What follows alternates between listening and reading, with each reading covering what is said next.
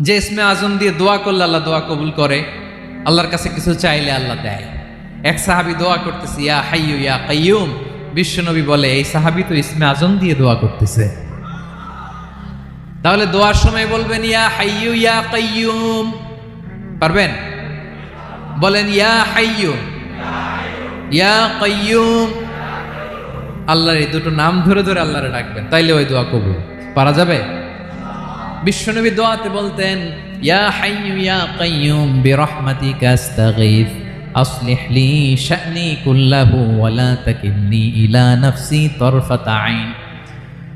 ও হাইয়ু ওয়া কাইয়ুম, ও শাশ্বত চিরঞ্জীব আল্লাহ, আসলিহ লি শা'নি কুল্লা, আমার সব কিছুকে আপনি ফিক্স করে দেন, ঠিক করে দেন।